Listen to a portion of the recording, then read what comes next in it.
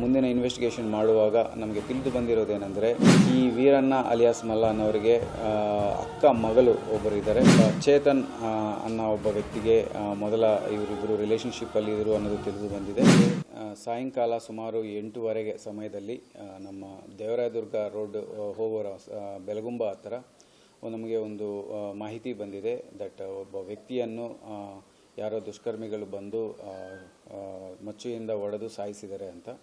Immediate ಆಗಿ local ಪೊಲೀಸರು ಸ್ಪಾಟ್ಗೆ reach ಆಗಿದ್ದಾರೆ. ಅವರು ಕನ್ಫರ್ಮ್ ಮಾಡಾದ ಮೇಲೆ ನಾವು ಸೀನಿಯರ್ ಆಫೀಸರ್ ಸಹ ಎಲ್ಲ ಸ್ಪಾಟ್ಗೆ ಹೋಗಿ ನೋಡಿದಾಗ ವೀರಣ್ಣ ಅಲಿಯಾಸ್ ಮಲ್ಲ ಅನ್ನೊಬ್ಬವರು ಸುಮಾರು 38 ವರ್ಷ ವಯಸ್ಸು. ಸೊ ಇವರು ಬ್ಲಡ್ಡಲ್ಲಿ ಪೂಲ್ ಆಫ್ ಬ್ಲಡ್ಡಲ್ಲಿ ಅಲ್ಲಿ ರೋಡ್ ಮೇಲೆ ಕೆಳಗೆ ಬಿದ್ದಿದ್ದರು. ಪಕ್ಕನೇ ಅವರು ಬೈಕ್ ಸಹ ಬಿದ್ದಿತ್ತು. ನಾವು ಇಮಿಡಿಯೇಟ್ ಆಗಿ ಅವ್ರ ಫ್ಯಾಮಿಲಿ ಮೆಂಬರ್ಸ್ಗೆ ಮಾಹಿತಿ ತಿಳಿಸಿ ಬಾಡಿಯನ್ನು ಅಲ್ಲಿಂದ ಗೌರ್ಮೆಂಟ್ ಹಾಸ್ಪಿಟಲ್ಗೆ ಪೋಸ್ಟ್ ಮಾರ್ಟಮ್ಗೆ ಕಳಿಸಲಾಗಿದೆ. ಅದಾದ ಮೇಲೆ ಮೃತ ಹೆಂಡತಿ ಅವರಿಂದ ಕಂಪ್ಲೇಂಟ್ ತೊಗೊಂಡು ಒಂದು FIR ಅಂಡರ್ ಸೆಕ್ಷನ್ 103 ಸಬ್ ಕ್ಲಾಸ್ 1 BNS ಅಲ್ಲಿ ರಿಜಿಸ್ಟರ್ ಮಾಡಲಾಗಿದೆ ಕ್ಯಾತ್ಸಂದ್ರ ಪೊಲೀಸ್ ಸ್ಟೇಷನ್ ಲಿಮಿಟ್ಸಲ್ಲಿ. ಆ್ಯಂಡ್ ಮುಂದಿನ ಇನ್ವೆಸ್ಟಿಗೇಷನ್ ಮಾಡುವಾಗ ನಮಗೆ ತಿಳಿದು ಬಂದಿರೋದೇನೆಂದರೆ ಈ ವೀರಣ್ಣ ಅಲಿಯಾಸ್ ಮಲ್ಲ ಅನ್ನೋರಿಗೆ ಅಕ್ಕ ಮಗಳು ಒಬ್ಬರು ಇದ್ದಾರೆ. ಅವ್ರಿಗೂ ಮತ್ತು ಚೇತನ್ ಅನ್ನೋ ಒಬ್ಬ ವ್ಯಕ್ತಿಗೆ ಮೊದಲ ಇವರಿಬ್ಬರು ರಿಲೇಷನ್ಶಿಪ್ಪಲ್ಲಿ ಇದ್ದರು ಅನ್ನೋದು ತಿಳಿದು ಬಂದಿದೆ. ಅದಾದ ಮೇಲೆ ಇಬ್ಬರಿಗೂ ಬೇರೆ ಬೇರೆ ಜೊತೆ ಮದುವೆ ಆಗಿರುತ್ತೆ. ಬಟ್ ಮದುವೆ ಆದಮೇಲೂ ಸಹ ಇವರು ಸಂಬಂಧದಲ್ಲಿ ಇದ್ದಾರೆ ಅನ್ನೋ ವಿಚಾರಕ್ಕೆ ಈ ಚೇತನನ್ನವ್ರಿಗೆ ಮತ್ತು ವೀರಣ್ಣನವ್ರಿಗೆ ಜಗಳ ಆಗಿರುತ್ತೆ. ಸೊ ಅದೇ ಹಿನ್ನೆಲೆಯಲ್ಲಿ ಈ ಚೇತನ್ ಮತ್ತು ಇನ್ನೂ 3 ಜನ ಸಹಚರರು ಶಿವಕುಮಾರ್, ಕುಮಾರ್ ಡಿ, ಸಂದೀಪ್ ಈ 3 ಜನನೂ ಸೇರಿಸ್ಕೊಂಡು ಆ ದಿನ ಕಾರಲ್ಲಿ ಬಂದು ಮೊದಲ ಗುದ್ದಿ ಬೈಕನ್ನು ಕಾರ್ ಜೊತೆ ಕೆಳಗೆ ಬಿದ್ದಾದ ಮೇಲೆ ಹೋಗಿ ಮಚ್ಚಿಂದ ಹೊಡೆದು ಮುಖ ಮೇಲೆ ತಲೆ ಮೇಲೆ ಹೊಡೆದು ಸ್ಪಾಟಲ್ಲೇ ಸಾಯಿಸಿರೋದು ನಮಗೆ ಕಂಡು ಬರ್ತಾ ಇದೆ. ಸೊ ಈ ಮಾಹಿತಿ ತಿಳಿದು ಬಂದ ತಕ್ಷಣ ನಾವು ಟೀಮ್ ಮಾಡಿ ನಮ್ಮ ಕ್ಯಾತ್ಸಂದ್ರ ಪೊಲೀಸರನ್ನು ಮತ್ತು ಬೇರೆ ಟೀಮ್ಸ್ನು ಫಾರ್ಮ್ ಮಾಡಿ ಹುಡ್ಸ್ಕೋವಾಗ ನಮಗೆ early hours 28th morning early ಅವರ್ಸ್ನಲ್ಲಿ ಇವರು ಮೈಸೂರು ಹತ್ರ ಒಂದು ರೈಲ್ವೆ ಸ್ಟೇಷನ್ ಹತ್ರ ಸಿಗ್ತಾರೆ. ಇನ್ಫಾರ್ಮೇಷನ್ ಮಾಹಿತಿ ಮೇಲೆ ಅವ್ರನ್ನ ಕರ್ಕೊಂಡು ಬಂದು ಇವತ್ತು ಮ್ಯಾಜಿಸ್ಟ್ರೇಟ್ ಮುಂದೆ ಪ್ರೊಡ್ಯೂಸ್ ಮಾಡಲಾಗ್ತಾ ಇದೆ. ಪ್ರೊಡ್ಯೂಸ್ ಮಾಡಾದ ಮೇಲೆ ನಾವು ಪೊಲೀಸ್ ಕಸ್ಟಡಿ ತೊಗೊಂಡು ಮುಂದಿನ ಇನ್ವೆಸ್ಟಿಗೇಷನ್ನು ಮಾಡಲಾಗ್ತಾ ಇದೆ. ಈಗಾಗಲೇ ನಾನು ತಿಳಿಸಿದಂಗೆ ಇದು ಒಂದು ರಿಲೇಷನ್ಶಿಪ್ ಮ್ಯಾಟ್ರಲ್ಲಿ ಈ ವೀರಣ್ಣ ಏನಿದ್ದಾರೆ ಅವರ ಅಕ್ಕ ಮಗಳಿಗೂ ಮತ್ತು ಈ ವ್ಯಕ್ತಿಗೂ ಚೇತನನ್ನವ್ರಿಗೆ ಏನು ಸಂಬಂಧ ಇದೆ ಆ ಸಂಬಂಧ ಹಿನ್ನೆಲೆ ವೀರಣ್ಣಗೆ ಇಷ್ಟ ಇಲ್ಲದೆ ಇದು ನಡೀತಾ ಇರೋ ಅನ್ನೋ ಕಾರಣಕ್ಕೆ ಇವರಿಗೆ ಜಗಳ ಆಗಿರೋದು ನಮಗೆ ಕಂಡು ಬರ್ತಾ ಇದೆ. ವೀರಣ್ಣಗೆ ಇದಕ್ಕೆ ಮುಂಚೆನೂ ಸುಮಾರು ಒಂದು 4-5 ತಿಂಗಳಿಂದನೂ ಈ ವಿಚಾರವಾಗಿ ಆವಾಗ ಮಾತುಕತೆ ನಡೀತಾ ಇದೆ ಅನ್ನೋದು ನಮಗೆ ಕಂಡು ಬರ್ತಾ ಇದೆ. ಬಟ್ ಅವರು ಫ್ಯಾಮಿಲಿ ಹಂತದಲ್ಲಿನೂ ಇವರು ಒಂದು ಸಾರಿ ಕೂತ್ಕೊಂಡೆಲ್ಲರೂ ಮಾತಾಡಿರೋದು ಕಂಡು ಬರ್ತಾ ಇದೆ. ಬಟ್ ಆದರೆ ಇಷ್ಟೆಲ್ಲ ಮಾತಾಡಿದ್ರೂ ಅವ್ರಿಗೆ ಬಗೆಹರಿಲ್ಲ ಅನ್ನೋದು ನಮಗೆ ಕಂಡು ಬಂದಿದೆ.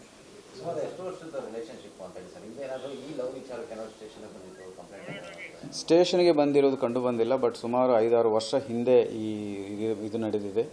ಸೊ ಇವರಿಬ್ಬರು ಬೇರೆ ಬೇರೆ ಕಮ್ಯುನಿಟಿಗೆ ಸೇರಿರೋರು. ಸೊ ಮದುವೆ ಮುಂದುವರ್ಸೋಕ್ಕೆ ಆಗಲಿಲ್ಲ. ಅದಾದ ಮೇಲೆ ಅವರು ಬೇರೆ ಬೇರೆ ಕಡೆ ಮದುವೆಗಳೂ ಸಹ ಆಗಿದ್ದಾರೆ.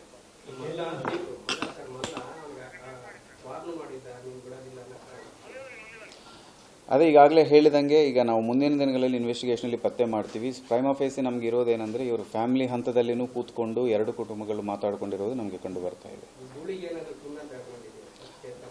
ಇಲ್ಲ, ಈ ಅಕ್ಯೂಸ್ಡ್ಗಳು 4 ಜನ ಸಿಕ್ಕಿದ್ದಾರೆ. 4 ಜನಕ್ಕೂ ಯಾವುದೂ ಕ್ರಿಮಿನಲ್ ಬ್ಯಾಕ್ಗ್ರೌಂಡ್ ಇಲ್ಲ, ಫಸ್ಟ್ ಟೈಮ್ ಅಫೆಂಡರ್ಸ್ ಇದ್ದಾರೆ. ಸೊ ಈ ವಿಚಾರಕ್ಕೆ ಅವರು ಮೋಟಿವೇಟ್ ಆಗಿ ಮಾಡಿರೋದು ಕಂಡು ಬರ್ತಾ ಇದೆ. ಇವರು 2008 ಒಂದು ಮರ್ಡರ್ ಕೇಸಲ್ಲಿ ಅಕ್ಯೂಸ್ಡ್ ಆಗಿದ್ದರು. ಬಟ್ ಆ ಕೇಸ್ ಅದು ಅಕ್ವಿಟ್ ಆದಮೇಲೆ ಕೆಲವು ದಿನ ಆದಮೇಲೆ ಆ ರೌಡಿ ಶೀಟನ್ನು ಕ್ಲೋಸ್ ಮಾಡಲಾಗಿದೆ ಅನ್ನೋದು ತಿಳಿದು ಬರ್ತಾ ಇದೆ.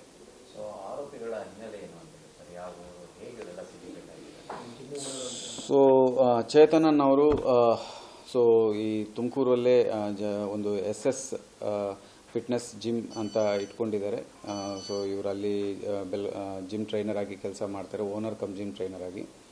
ಮತ್ತು ಶಿವಕುಮಾರ್ ಇದು ಸೆಂಟ್ರಿಂಗ್ ಕೆಲಸ ಮಾಡ್ತಾರೆ, ಡ್ರೈವರ್ ಕೆಲಸ ಮಾಡ್ತಾರೆ. ಸೊ ಆವತ್ತಿನ ದಿನ ಗಾಡಿಯನ್ನು ಓಡಿಸಿರೋದು ಸಹ ಇವರೇ ಆಗಿರ್ತಾರೆ. ಸೊ ಇವರು ಮೂಲತಃ ಮೈಸೂರು ಟೌನ್ ವಾಸ್ತವ್ಯರು. ಮತ್ತು ಕುಮಾರ್ ಡಿ ಅನ್ನೋರು ಸೆಂಟ್ರಿಂಗ್ ಕೆಲಸ ಮಾಡ್ತಾರೆ. ಇವರು ದೇವರಾಯಪಟ್ಟಣನ ಕ್ಯಾತ್ಸಂದ್ರ ತುಮಕೂರು ಅವರು, ಇಲ್ಲಿನೂ ಲೋಕಲ್ ಫ್ರೆಂಡ್ ಆಗಿರ್ತಾರೆ. ಇನ್ನೊಬ್ಬ ಸಂದೀಪ್ ಅನ್ನೋರು ಇವರು ಮೂಲತಃ ದೊಡ್ಡಬಳ್ಳಾಪುರ ಇರ್ತಾರೆ, ಬಟ್ ಸದ್ಯಕ್ಕೆ ಇವರು ಹಾಸನ್ ಟೌನಲ್ಲಿ ವಾಸ ಇರ್ತಾರೆ. ಇವರೆಲ್ಲ ಫ್ರೆಂಡ್ಸ್ ಆಗಿರ್ತಾರೆ. ಸೊ ಮೊದಲಿಂದನೂ ಇವರು ಒಟ್ಟಿಗೆ ಬೆಳೆದಿರುವ ಹುಡುಗರಾಗಿರ್ತಾರೆ. ಸೊ ಆ ಹಿನ್ನೆಲೆಯಲ್ಲಿ ಇವರು ಚೇತನಿಗೆ ಸಹಾಯ ಮಾಡಬೇಕನ್ನೋ ಉದ್ದೇಶದಿಂದ ಜೊತೆಗೆ ಬಂದು ಈ ಮರ್ಡರಲ್ಲಿ ಭಾಗಿಯಾಗಿದ್ದಾರೆ. ಯಾವ ರೀತಿ ಅಂತ ಹೇಳಿ ಸರ್, ಪ್ಲಾನ್ ಅಂತ ಹೇಳಿ ಸರ್, ಯಾಕಂದ್ರೆ ಮತ್ತೆ ಕಾರ್ ತಗೊಂಡು ಎಲ್ಲ ಸ್ಕೆಚ್ ಹಾಕಿನೇ ಮಾಡಬೇಕು ಅಂತ ಹೇಳಿ ಪ್ರೀ ಪ್ಲಾನ್ ಆಗಿತ್ತಾ ಹೇಗೆ? ಈಗ ನಾವು ಎಕ್ಸಾಕ್ಟ್ಲಿ ಹೇಗೆ ಮಾಡಿದರೆ ಅನ್ನೋದನ್ನು ನಾವು ಈಗ ಸೀನ್ ರೀಕನ್ಸ್ಟ್ರಕ್ಷನ್ ಮಾಡಿಕೊಂಡು ಇವ್ರನ್ನು ಇನ್ವೆಸ್ಟಿಗೇಷನಲ್ಲಿ ಪೊಲೀಸ್ ಕಸ್ಟಡಿ ತೊಗೊಂಡಾದ ಮೇಲೆ ನಾವು ಅದನ್ನು ಎಕ್ಸಾಕ್ಟ್ಲಿ ಪತ್ತೆ ಮಾಡಲಾಗುತ್ತೆ. ಬಟ್ ಸದ್ಯಕ್ಕೆ ನಮಗೆ ಕಂಡು ಬಂದಿರೋದೇನೆಂದರೆ ಕ್ಲಿಯರ್ ಮೋಟಿವ್ ಜೊತೆನೇ ಬಂದು ಅವ್ರನ್ನು ಗಾಡಿ ಜೊತೆ ಗುದ್ದಿ ಅದು ಕೆಳಗೆ ಬಿದ್ದಾದ ಮೇಲೆ ಮಚ್ಚುವಿಂದ ಹೊಡೆದು ಅಟ್ಯಾಕ್ ಮಾಡಿರೋದು ಕಂಡು ಬರ್ತಾ ಇದೆ. ಪಾತ್ರ ಇದೆಯಾ ಅಂತ ಹೇಳಿ ಸದ್ಯಕ್ಕೆ ನಮಗೆ ಆ ಥರ ಪ್ರೈಮಾ ಫೇಸಿ ಏನು ಕಂಡು ಬಂದಿಲ್ಲ. ಮುಂದಿನ ಇನ್ವೆಸ್ಟಿಗೇಷನಲ್ಲಿ ನಾವು ಚೆಕ್ ಮಾಡಲಾಗುತ್ತೆ. ಇಲ್ಲಿ ತುಮಕೂರು ವಾಸ್ತವ್ಯರೇ ಆಗಿರ್ತಾರೆ. ಸೊ ಮೊದಲ 2008 ಒಂದು ಅಫೆನ್ಸಲ್ಲಿ ಇನ್ವಾಲ್ವ್ ಆಗಿದ್ದರು. ಸೊ ಆವಾಗಿಂದನೂ ಸಣ್ಣ ಪುಟ್ಟ ಕೆಲಸ ಮಾಡಿಕೊಂಡು ವ್ಯವಸಾಯ ಮಾಡಿಕೊಂಡು ಓಡಾಡ್ತಾ ಇರ್ತಾರೆ. ಸೊ ಇದರ ಮೇಲೆ ಆ ಇನ್ಸಿಡೆಂಟ್ ಆದಮೇಲೆ ಇವ್ರದ್ದು ಬೇರೆ ಯಾವುದೋ ಕ್ರಿಮಿನಲ್ ಹಿನ್ನೆಲೆನೂ ಕಂಡು ಬರ್ತಾ ಇಲ್ಲ. 2008 ಇತ್ತು, ಬಟ್ ಮಧ್ಯದಲ್ಲಿ ಒಂದು ಸಮಯದಲ್ಲಿ ಯಾವಾಗಲೂ ಕ್ಲೋಸ್ ಮಾಡಿದ್ರು. ಸುಮಾರು ಈ 7-8 ವರ್ಷ ಹಿಂದೆನೇ ಇದು ಕ್ಲೋಸ್ ಆಗಿರೋದು ನಮ್ಗೆ ಕಂಡು ಬರ್ತಾ ಇದೆ. ಸೊ ತಿಳ್ಕೋಬೇಕು, ಅವರು ಹೆಂಡತಿ ಅವ್ರ ಫ್ಯಾಮಿಲಿಯಿಂದ ಮಾಹಿತಿ ನಮ್ಗೆ ಇನ್ನೂ ಬರಬೇಕಾಗಿದೆ. ಸೊ ತಗೊಂಡು ನಾವು ಮುಂದಿನ ದಿನಗಳಲ್ಲಿ ಇನ್ವೆಸ್ಟಿಗೇಷನ್ ಮಾಡ್ತೀವಿ. ಟೋಟಲ್ 4 ಜನ ಅರೆಸ್ಟ್ ಆಗಿದ್ದಾರೆ. ಎಲ್ಲ ಬಿಲೋ 30 ಇದ್ದಾರೆ. ಸೊ ಒಬ್ಬರು ಸಂದೀಪ್ ಅನ್ನೋರು 31 ವರ್ಷ ಇದ್ದಾರೆ. ಸದ್ಯಕ್ಕೆ ಆ ಥರ ಏನು ಕಂಡು ಬಂದಿಲ್ಲ. ಫ್ರೆಂಡ್ಸ್ ಜೊತೆಗೆ ಇದೀವಿ ಅಂತ ಹೇಳಿ ಮಾಹಿತಿ ಬರ್ತಾ ಇದೆ. ಮುಂದಿನ ಇನ್ವೆಸ್ಟಿಗೇಷನಲ್ಲಿ ನಾವು ಅವರ ಅಕೌಂಟ್ಸ್ ಮತ್ತು ಅವ್ರ ಫೈನಾನ್ಷಿಯಲ್ ಟ್ರಾನ್ಸಾಕ್ಷನ್ಸ್ ಎಲ್ಲ ಚೆಕ್ ಮಾಡಲಾಗುತ್ತೆ. ಇಲ್ಲ, ವಿಡೋ ಅಲ್ಲ, ಬಟ್ ಗಂಡನ ಜೊತೆಗೆ ವಾಸ ಇಲ್ಲ ಸದ್ಯಕ್ಕೆ. ಡಿವೋರ್ಸ್ ಏನಾಗಿಲ್ಲ. ಇವನು ಫ್ಯಾಮಿಲಿ ಇದೆ, ಜೊತೆಗೆ ಮಕ್ಕಳು ಇದ್ದಾರೆ. ಆಕೆಗೂ ಮಗು ಏನೋ ಇದೆ. ಬಟ್ ಸದ್ಯಕ್ಕೆ ಆಕೆ ಮತ್ತು ಅವ್ರ ಗಂಡ ಜೊತೆಗೆ ಇಲ್ಲ ಅನ್ನೋದು ನಮಗೆ ಮಾಹಿತಿ ಬರ್ತಾ ಇದೆ.